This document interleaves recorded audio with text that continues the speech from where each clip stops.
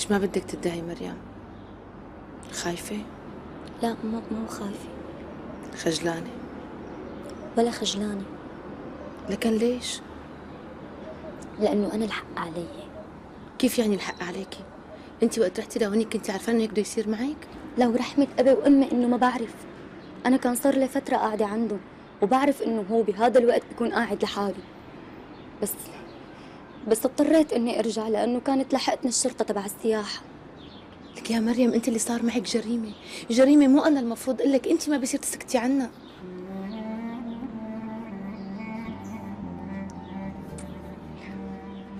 ما وقفت الشغلة على هاي يا أنسي نورة.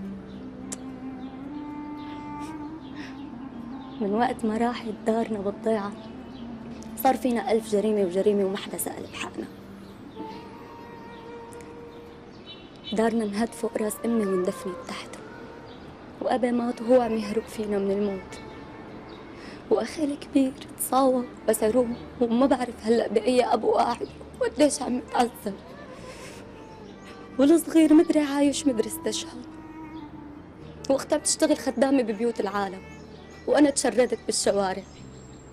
سألتيني إذا خجلاني؟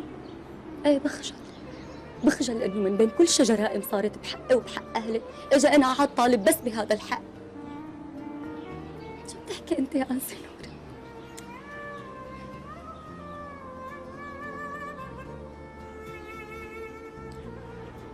الفول صار جاهز ها؟ يلا هلا بيبرد مو طيب. تفضل.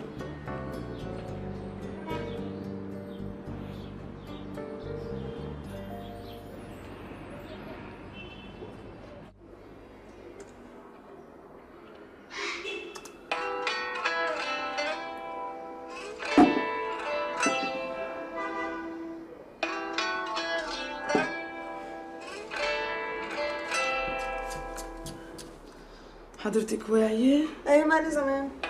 فكرتك نايمة وحياة الله. طب ما تردي عليه التليفون. اختي رائم ما بعرفه، شو بدي اعكر مزاجي على الصبح؟ ضروري يتعكر مزاجي انا. ما بدك تردي ما تردي بس حطيه سايلنت ولا شو بكي معكر على الصبح؟ لك مش معكرة بس انت وشتو عم بيرنوا له. ايه بحبها هالرنة، شو فيها؟ ايه تضربي منك إلها. دخلك؟ معقول يكون يوسف؟ ليش رام لبناني ولا سوري؟ لبناني. ما على اساس قلتي لي انه راح الشام، شو قصتك؟ ايه ما بعلمك كان بامريكا وتاني يوم كان هون. شو بلشنا ننطر تليفونات كأنه. ولك لا، الاوضاع كتير مكركب بسوريا، معقول يكون صاير معه شيء؟ طرفنا انت طمني عنه.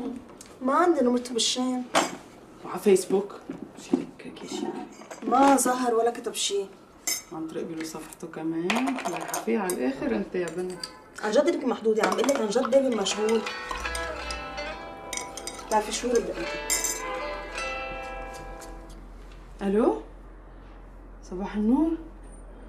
لا انا مش ميرا، انا رفيقتها. مين بقول؟ لا ما بعتقد. خليني اشوف لك اياها زوايا بس بليز. مين بقول لها؟ ريتا. اوكي لحظه. الو. كيفك ميرا؟ اهلين دينا. شو فاجأتك؟ ايه تفاجأت. اضطريت ما اقول انه هيدي انا، احسن ما يقولوا لي انك نايمه. حتى لو قلتينا انك دينا كنت رديت عليكي. بعدك بتتنحنحي قبل ما تكذبي. وبعدك تضحكي من بعد ما تحجي يلي قبالك. وينك عايزتك بموضوع مهم. بابا صاير معه شيء؟ لا البابا ما بو شي، بس في موضوع لازم احكي معك فيه. خير. ما بينحكى على التليفون. ليكي دينا، خلينا نكون صريحين مع بعض. نحن اخوات ما بنزبط، جربنا وما زبطت القصة. واذا بدك تحكيني عشان هداك الموضوع بلاها احسن، لإلك ولا إلي؟ إلي اكيد احسن، بس إلك ما بظن. شفتي؟ قلت لك ما بنزبط. اصلا انا ما عم بحكيكي لزبط. متخيله كل هالفتره اللي كنت فيها بعيده عني وعيتي على حالك، وعرفت انه انت اللي غلطانه مش انا. اسمعي شو عم بقول لك، رقمي صار عندك، اذا بتحبي نلتقى اتصلي فيي، واذا ما بتحبي بقول لك ميرسي، انبسطت سمعت صوتك، باي.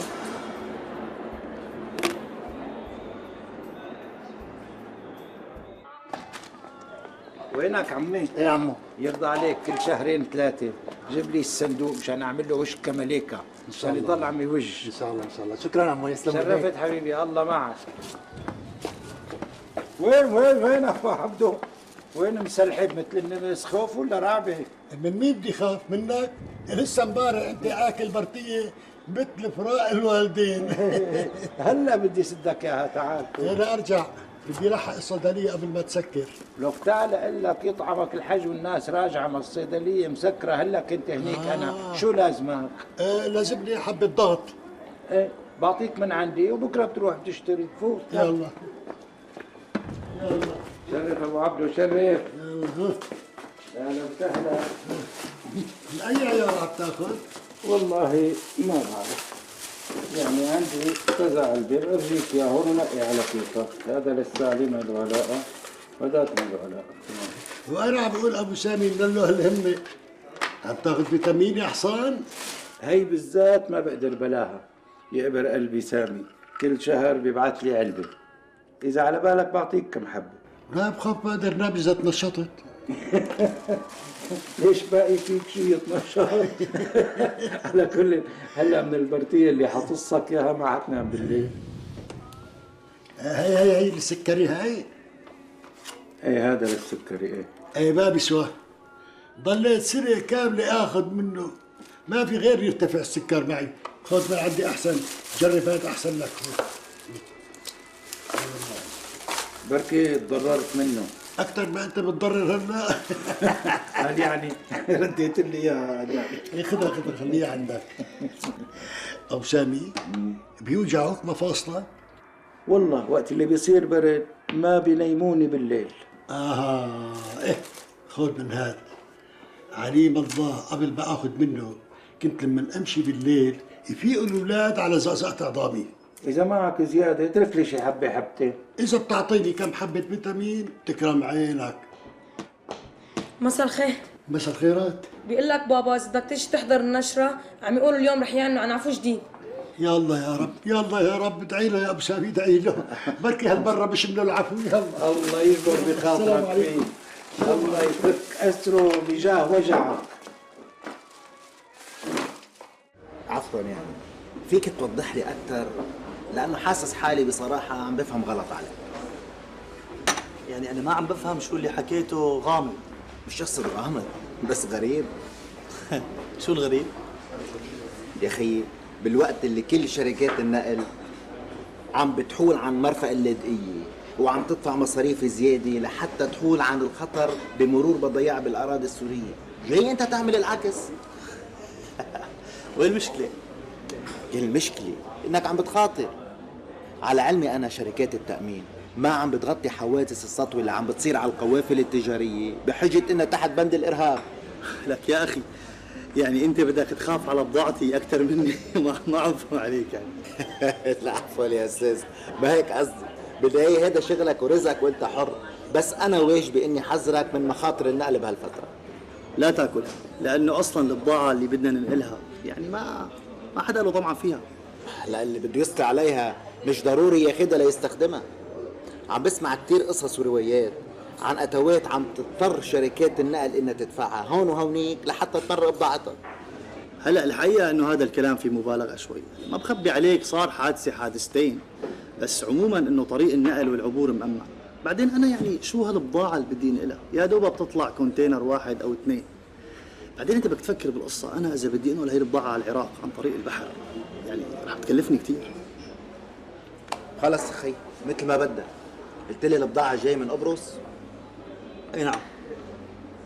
معناتها بدنا صور عن الفواتير وشهادات المنشأ والتعهد الجمركي، ونحن جاهزين نبلش. كل الأوراق المطلوبة يومين ثلاثة بتصلك من مكتبنا بدبي. إن شاء الله. ماشي؟ يلا. شو عم تعمل؟ لا يا رجل نحن شارينك الكبيرة. يلا سلامات. مع السلامة. على اليد عيش كتير بتشوف كتير.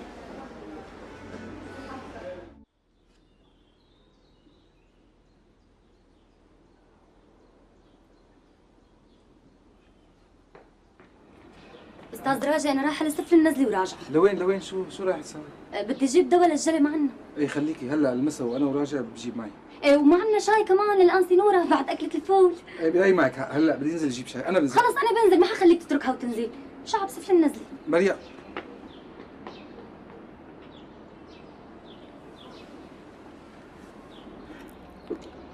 راجي بدي اقول لك كلمتين، بس يعني ما بدي اياك تعتبره تدخل او تطفل على حياتك.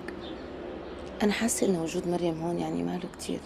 نورا، وجود مريم هون مؤقت، بس لبين ما لقيت لها حل. اذا بدك انا بساعدك. قلت لك موضوع المخيمات واللاجئين. انا ما عم بحكي على المخيمات. شو لك؟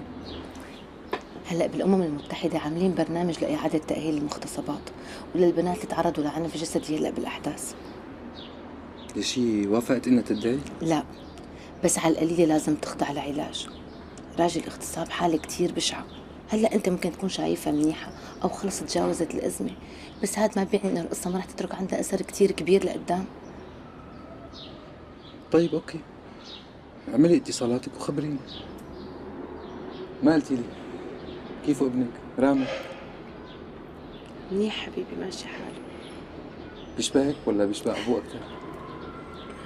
نحن الاثنين. خير، شو هو الموضوع اللي مستعجل عليه كثير وما بينطر لبكره؟ مصرة تحكي على الواقف؟ تفضلي قعدي. ليكي دينا، مستعدة اسمع اللي بدك اياه، بس اذا بدك تحكي عن هداك الموضوع حامشي دغري. موافقة. كريم عطاكي رقمي؟ ولا صراحة أنا طلبته من كريم، بس حضرته رفض يعطيني رقمك وعنوانك. من وين جبتي لك هان؟ مش هيدا المهم. افتحي الكيس.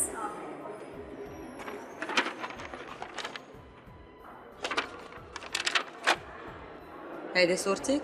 ايه صورتي. وقد ايه قبضتي عليها؟ يلي قبضته. هالقد كنت مضطرة؟ منه أول إعلان بعمله، وبعدين على حسب ما بذكر أول إعلان عملته بلبنان أنتِ شجعتيني عليه. ايه مزبوط، كان عن العنف اللي بيمارسه الرجل ضد المرأة، وهذا ممارسة من نوع تاني. يعني أنت راضية؟ مو ضروري، بس بطمنك رضياني على الأجر يلي أخذته. أنت فكرتي ببيك لحظة واحدة بس إذا شاف هالصورة شو ممكن يصير فيه؟ ما حيشوفه، وحتى لو شافه ما حيخطر له إنه أنا. وأخواتك عندك الجرأة تقولي لهم إنه هيدي صورتك؟ إيه عندي الجرأة، مثل ما أنت عندك الجرأة تخوفيني منه، وأنت أصلا ربيتيني على إنه ولا واحد منهم اللي وصلت علي. مش عم بحكي عن سلطتهم كذكور، عم بحكي عن سلطتهم كأخوة. كأخوة؟ من كل عقلك دينا أنتوا أخوة؟ قد إيه صار لي أنا عايشة هون؟ في حدا منهم اتصل فيي قال لي كيف عايشة ووين عايشة وكيف عم تاكلي وتشربي؟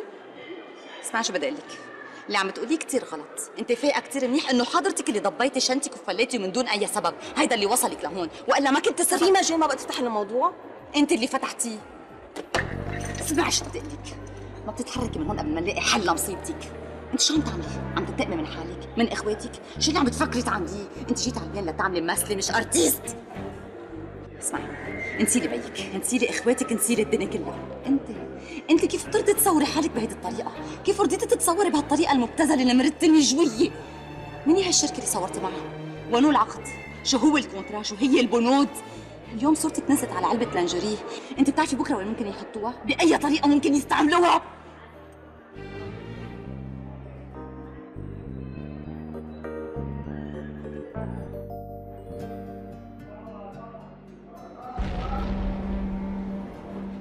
بسم الله الرحمن الرحيم. اللهم اجعله خير يا رب، اللهم اجعله خير.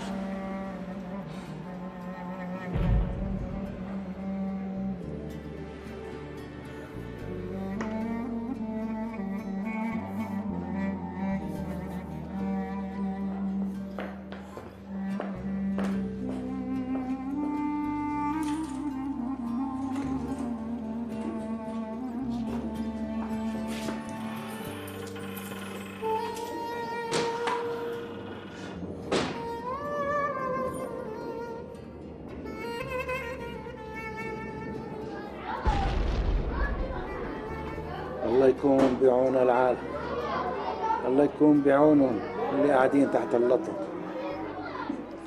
الله يمرق الايام على خير.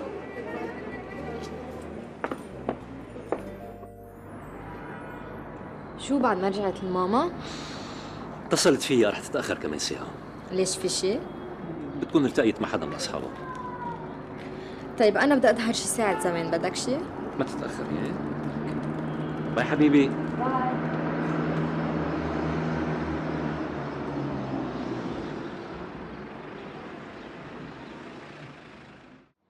على ما بيكتب راجي انا ما عاد اجي لهون، يا اما انت بتجيب خط لحكيك عليه يا اما انت بتحاكيني. معك حق، انا صار لازمني الخط. طبعا ما عملت شي مشان المعرض اللي قلت لك عنه. الحقيقه لا، ما صار لي وقت. يعني مريم الفتره الماضيه كانت تعبانه وكان لازم كل وقت ضل جنبها. اي بس كانه هلا هي تحسنت. ما شو قصدك؟ قصدي انه ما عاد لك حجه، اذا بدك تشارك صار لازم تبلش. في وقت؟ اذا في عندك رغبه الوقت ما بنخاف منه. يلا انا صار لازم امشي. دير بالك على حالك وعلى مريم. وانت كمان انتبهي على حالك. يلا باي.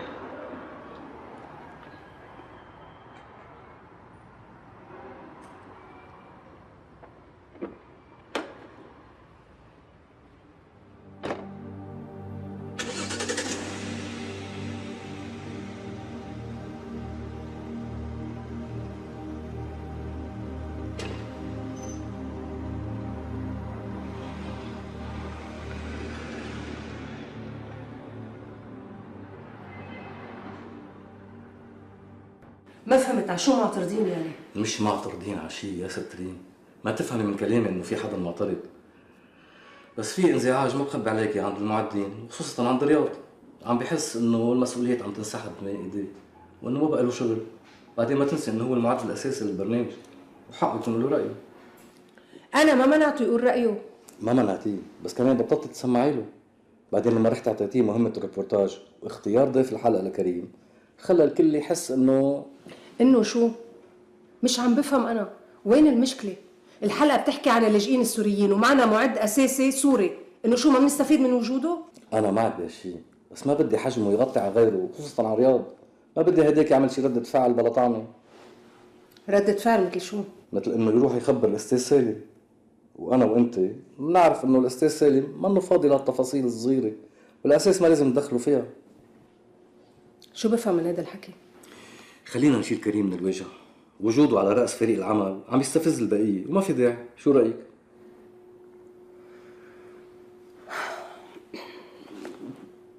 موافقه، وانا عندي حل بريح الجميع. شو هو؟ منشيله كليا من فريق الاعداد. انا مقدمه من فتره فكره البرنامج تبع الربيع العربي. ليلي رح احكي مع الاستاذ سالم، بركي بكره بتحطوا له ميزانيه وبتكلف الاستاذ كريم انه هو يكون المعد الاساسي. شو رايك؟ عظيم، بس يعني ما في ضروره نحكي مع الاستاذ سالم لانه بتعرفي في براسه الف قصه وقصه. نحن صحيح تاخرنا بالموافقه على قصه البرنامج، بس صدقيني كانت الميزانيه حتطلع بهاليومين.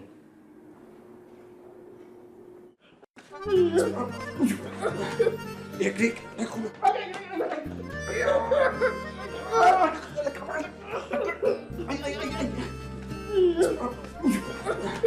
يا كريك اكلها اكلها. الله برجيك شو بدي اعمل.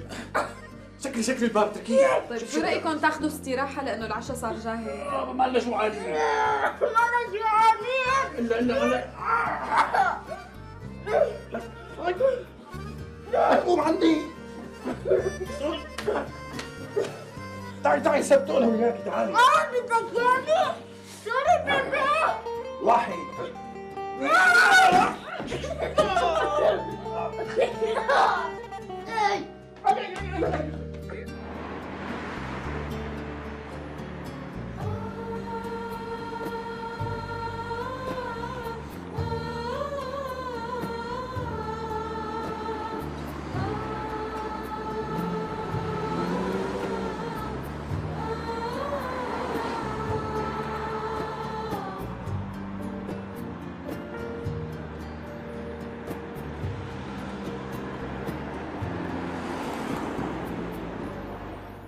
الله يرضى عليك يا ابو عبدو، لك فك عن حالك شوي.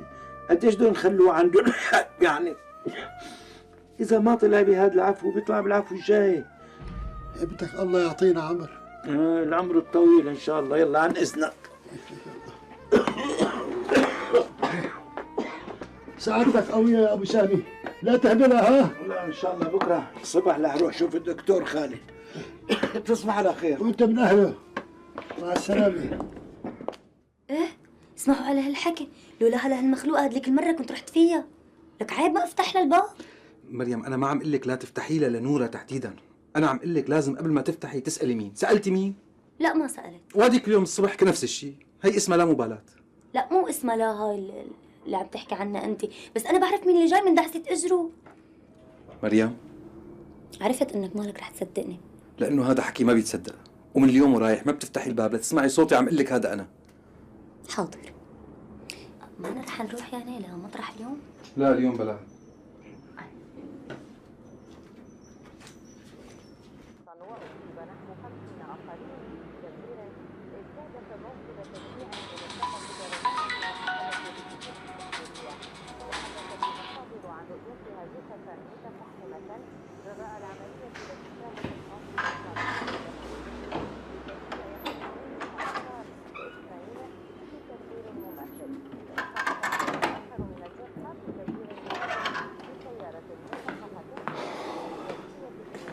لكن ابنك لحتى نام. لأنه مشتاق له. حبيب قلبي وأنا كثير مشتاق له. الله يا رب إن شاء الله بوقع على العقد مع المحطة وبسترخي لي شوي. اجاك تليفون ومسج؟ هلا من شوي؟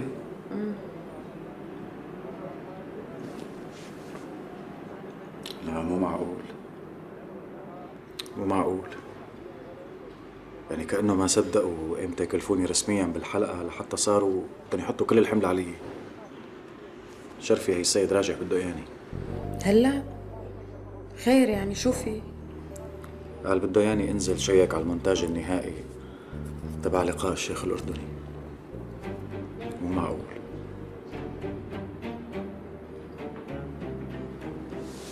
في شي جديد؟ كتران التفجيرات بالشام.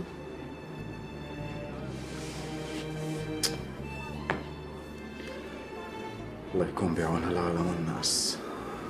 الله يكون بعون العالم والناس. شلون بيقدروا يعيشوا هيك جو والله العظيم.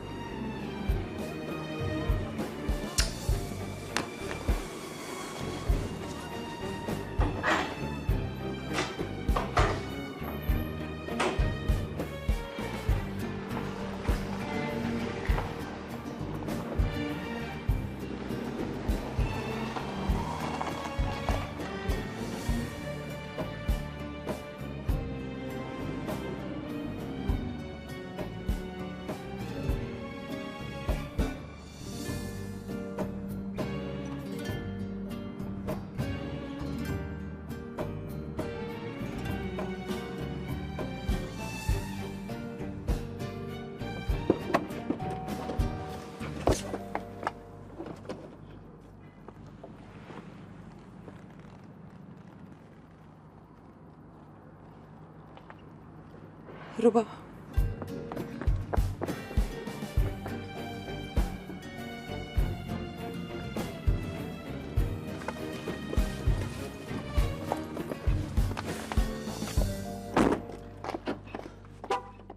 انه بعتذر منك ومن السيدة الأولى تبعك، انه لو ما في شيء مهم ما كنت بتصل ولا ببعت مساج، بعدين مش عم بفهم انه وين المشكلة؟ انه في شغل بيناتنا بدنا نتابعه. طب روقي يعني انا ما حكيت شيء بيستاهل منك كل هالتعصيب. انا مش معصبة منك، معصبة من مرتك، انه ما معقول شو بتنق عليك. طيب خلص خلينا نغير الموضوع. شو هذا الشيء اللي بدك تخبريني عليه واللي بيعقد واللي ما رح تقدري تنامي قبل ما تقولي لي اياه؟ بعد ما عصبتني؟ لينا كانت لازقة جنبي وقت اللي اتصلتي. مش معقول انت. يعني ما رح تخبريني؟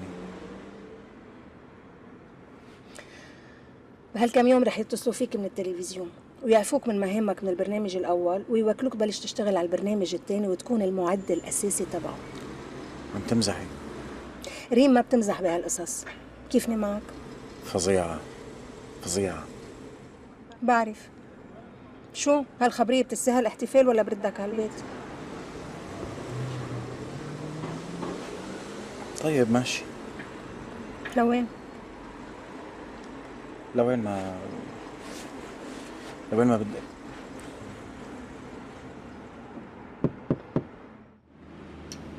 يعني انت اللي تركتها للآن سنورة ولا هي اللي تركتك؟ فيكي تقولي تركنا بعض. والله غريب. شو الغريب؟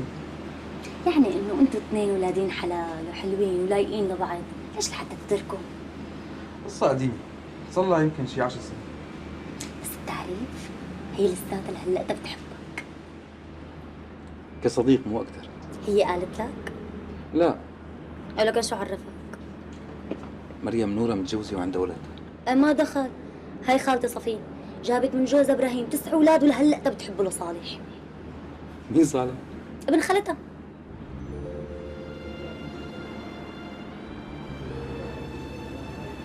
طيب مريم فوتي لجوا، أنا واصل جيب باكيت دخان وراجع. ايه بروح معك إذا لا دقيقتين ما بتأخر. ايه بستناك هون. مريم فوتي. حاضر.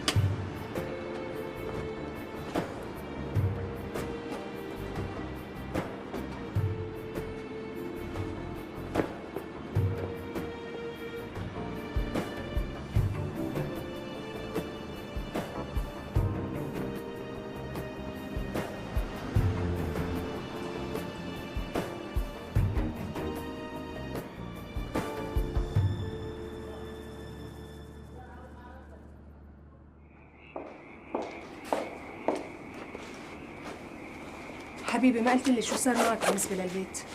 المفروض من اليومين. بشرفك كريم والله، ما عم بحب المشي لهون. عن جد ما عم تحبيها؟ قصدي على الاوتيل. ريم خلينا نأجل شغلة البيت بس لأرجع من السفر. كريم مش عم بفهم ليه؟ يعني عم قول انه هلا امورنا ماشي الحال هون والغرفة ما بتشكي من شيء. بتشكي انه مش إلنا، بتشكي كريم انه مش بيتنا. انا بدي بيت لإلي انا وانت، بدي بيت سميه بيتنا، بدي مطرح ما حدا فات ولا حدا رح يقدر يفوت عليه غير انا وانت. خلص مثل ما بدك، بس على شرط انا اللي بدفع الاجره.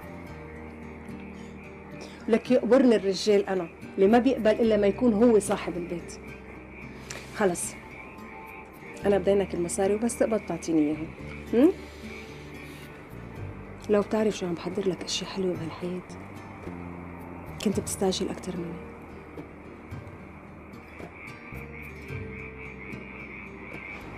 نونو هلا بتنزلي الحمرة، من عدا شيء انا تاخرت. يلا باي. باي.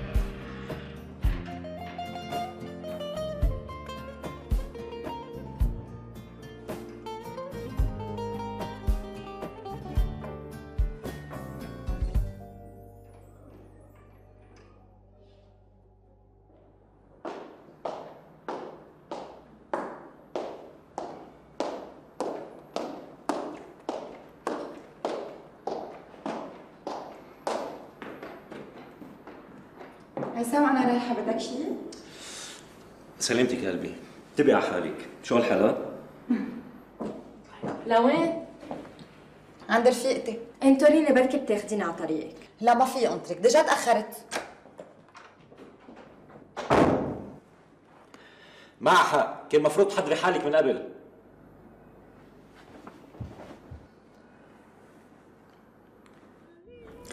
وفي قدامك طريقين، طريق هيك كله شوارع ونكد وهم طلوع ونزول مقت، والتاني شو يصير يا استاذ راجل بطير العقل. بس عاد هذا التاني اللي يصير اطول من الاولاني. ها شايف؟ في باخره صبيه كشفتني، صبيه قايمه من الجمال نقطه بالمصحف، واقفه هيك وفارده ايديها وعم تقول لك تعال عندي، وانت عم تقول لحالك هون متردد. ها روح ولا ما روح، روح ولا ما روح. ليش؟ مبين معك شو عم اقول لحالي كمان؟ ايه ببين، لا مو الحكي يعني، بس ببين شعره اجر لقدام واجر لورا. تعال شوف، قال رسام، قال شايف؟ هاي اجر لقدام وهاي اجر لورا. شو ما بدك تفتح يعني؟ ما في بالعادة حدا يدق الباب بهالوقت. لك هذا رفيقك اللي جاب لي الدكتور. شو عرفك؟ راشي راشي، قلت لك اني شاطره بالدعسه، ما عم تصدقني.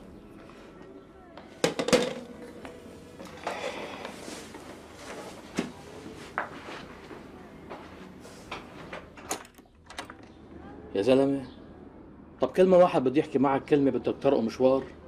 من شان الله شفاء علي بس وجيب لك خط تليفون. أهلين عبيدو.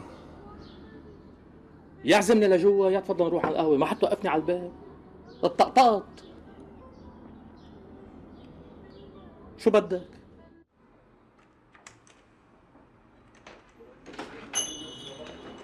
صباح الخير. صباح النور. اهلين اهلين عمي ابو سامي.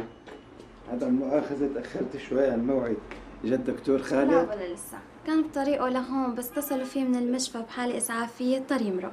ايه الله لا يحرم البلد منه ومن امثاله ان شاء الله. شو شربك؟ إيه حي الله. يلا شو عم تشربي انت؟ قهوة؟ نشرب قهوة. تكرم.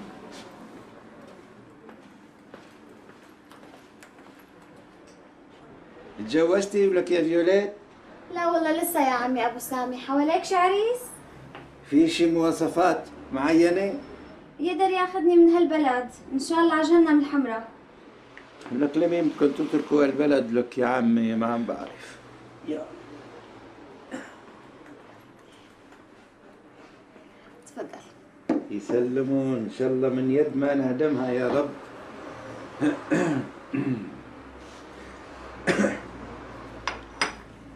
ما شفتي لي هالصورة؟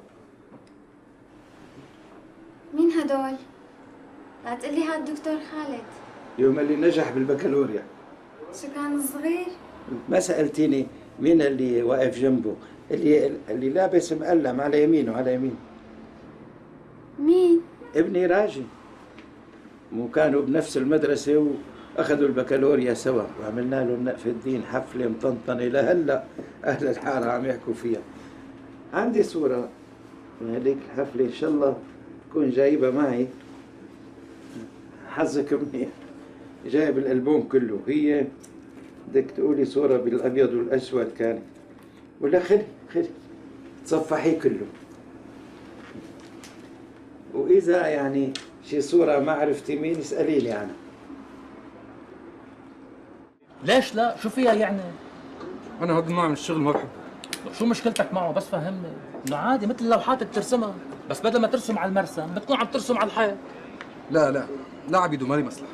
دخيل اجراك، الجماعه دافعين منيح، وافتتاح المطعم بعد شهر. يعني انت اذا شديت همتك اسبوعين ثلاثه بتعمل هبره محترمه. ما خرج. طب ليش؟ بس فهمني اياها. لك يا عبيدو انا هذا الشغل قبلان اشتغله لانه مؤقت، كرمال هالقرشين اللي عم باخذهم. ولما صاروا القرشين 10 بطل بدك. لانه قاعد بغرفتي لحالي، لا عم شوف حدا ولا حدا عم يشوفني. وشو فيها بيشوفوك يعني؟ لك ما حلوه بحقي يا رجل، ما حلوه بحقي. انا بالاخير زلمه الي اسمي ومكانتي، كنت عم حضر لمعرض بالشام. ما بحب حدا يشوفني قاعد هيك عم برسم على الحيط سمكات وصرت عونات ومدري شو وقفت عليك القصه بالذات يعني؟ روح يا حبيبي انزل على الشارع الحمراء، الا تشوف الفنانين السوريين مطروشين طرش، ممثلين، شعراء، كتاب، ادباء، اللي بدك اياه، ناطرين رحمه الله. انت على القليله اذا حدا شافك بيقول حلال عليه، قدر يظبط اموره بهالظروف الصعبه هاي.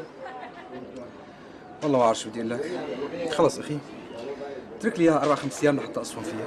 اوكي حرق حريشك، شو بتحب الصفنات؟ معناها خلينا نحسمها من هلا وبلاها. لا خلص اوكي اصفن فيها، بس انه يومين، الجماعه مستعجلين كثير. ماشي يلا بالاذن.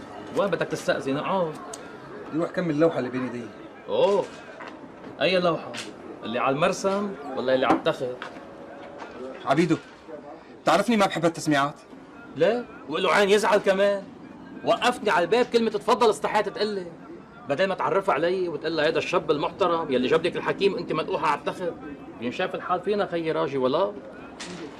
قول بهي معك حق، انا كان لازم عزمتك، بس الصراحه يعني ما حبيت احرجها انا. تحرجها؟ بنت بتبيع ورد على الاشاره، شو بيحرجها بالله؟ عبيدو فنا بقى، قلت لك ما بحب هذا الحكي انا. شو حكينا طيب؟ ما حكيت شيء. يلا بالاذن. طيب ناطر منك خبر. ايه جماعه مستعجلين. ماشي ماشي. وبس اتفق انا وياهم بعطيك دفعه على حساب محترم. اذا بدك تخدمني عن جد لاقي لي بيت غير اللي قاعد فيه. ليه؟ ضيق البيت على الفرفوره؟ هي علينا خلص بقى. خلص اوكي. تاخد احلى بيت تكرم عينك بس ظبط لي اموري.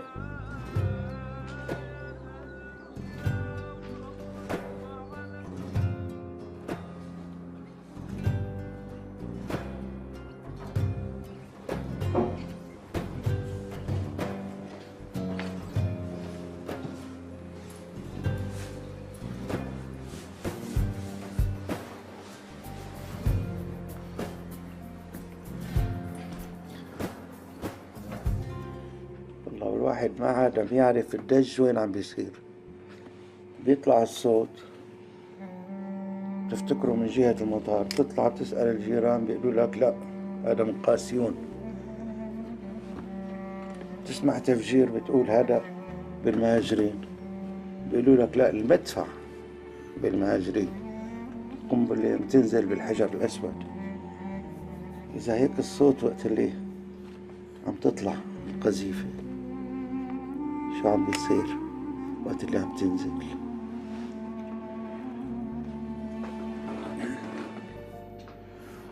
آخ الله يكون بعون العالم عمي أبو سامي. مين كان متوقع البلد يصير فيها هيك؟ صحيح شو أخباره سامي؟ منيح. من فترة شفته يمكن بمؤتمر صحفي بلبنان، بالظاهر أموره ماشية هني. ممتازة، بس بعد ما أخذته السياسة والمؤتمرات الصحفية ما عاد عنده وقت يجي لهون. بلا له جاي دخيلك، شو بده يجي يساوي؟ صحيح بدي أسألك، مين من الشباب بقيان هون؟ والله يا عمي ما بقي بالميدان غير حديدان. أوف، ما في حدا غيرك هون؟ لا، والفؤاد عم يروح ويجي يعني، باعتبار هو شغله وقف هون، عم يحاول يفتح بدبي، بس مرته واولاده هون. وانتو شو مقعدكم هون عمي ابو سامي؟ انا مطرحك باخذ هالولاد وبنزل لي شهرين ثلاثه على بيروت، لبينما يبين البلد لوين رايحه. والله يا عمي تروح مطرح ما بدها، انا بروح معها، لكن المهم هلا طمني.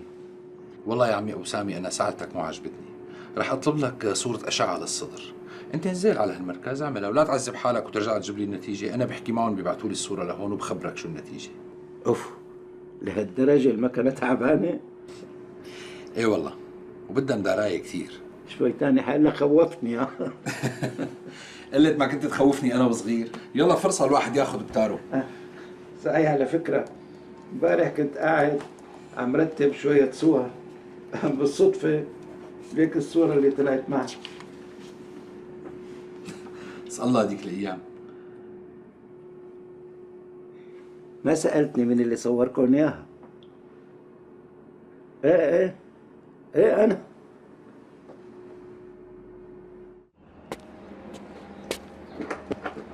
اهلين استاذ راجي. مريم؟ هلا انت عن جد بتعرفي اللي جاي من دعسة رجله؟ ايه معلوم بعرف. ايه بس بدي اكون سمعانتها من قبل، واذا على نفس الارض خلص ما عاد خربت فيها بالمره. شلون تعلمتيها القصة؟ لا يا استاذ راجي، هاي الشغلات الانسان ما بيتعلمها. كيف لك؟ بتجي هيك معه يعني، موهبه يعني. شلون انت شاطر بالرسم؟ ايه انا شاطره بدعسات الاجرين. بس انا درست رسم بالجامعة. ايوه انا درست دعسات الاجرين بالضيعه. هذا يا سيدي اول مره صارت بالصدفه، كنت قاعده انا واختي ندى بهالمطبخ وعم نقطع البندوريات، وايش بسمع دعسه اجر قدام الباب. قلت بقلبي ها شرف حسان. مين حسان؟ ابن عم الامي الله يرحمها. وطلع حسان؟ لكن شو؟ بس تضايقت من حالي كثير يوميتها، قلت يا الله يا ريتني قايله اسمه بصوت عالي، كانت عرفت اختي ندى اني حزيره. وبعدين؟ صرت كل ما اسمع دعسه اجر حدا اقول شرف فلان يطلع فلان، شرف علتان يطلع علتان. قال اول فتره طار عقلهم بهالخصله اللي عندي، وصاروا يقولوا لك قد بتحذر، بس بعدين هالخصله اللي عندي صارت تخوفهم. وقام اجت عمتي منور الله لا يوفقها، وزدت براس ابي الله يرحمه واخذتني لعند الشيخ مرزوق، ان شاء الله بتتكسر ايديه الهي، على قد ما نزل فيني بقتل قتل قتل قتل لحتى تطلع الشياطين اللي فيني، قال هي اللي عم تحذر. وطلعوا الشياطين؟ هلا بوقتها طلعوا، بس كأنه بقعدتي عندك ها بلشوا يرجعوا. يلا تعال هلا نبرد شوي.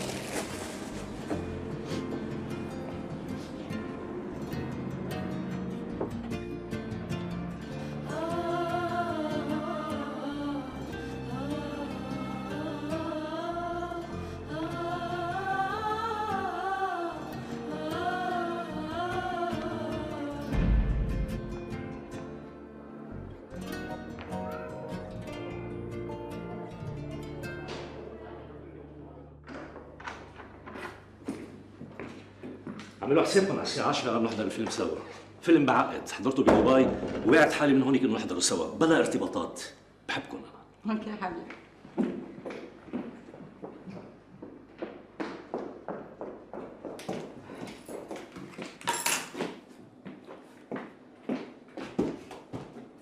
دخلك مام، حن وين عامله شعرك؟ كوافير ما بتعرفي؟ شكله مش كتير شاطر هالكوافير او كان مستعجل. يمكن لانه اول مره بروح لعنده. كذابه. شو قلتي؟ انت منتبهه على حالك شو قلتي؟ طولت بالي كتير ما مشى الحال. طولتي بالك على شو؟ على خيانتك للبابا.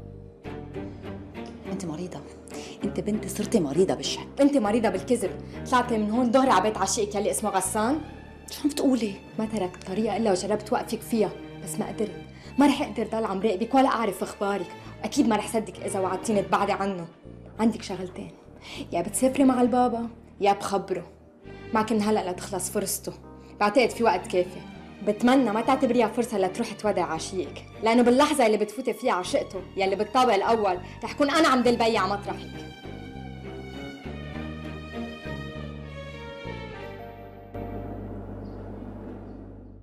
سنة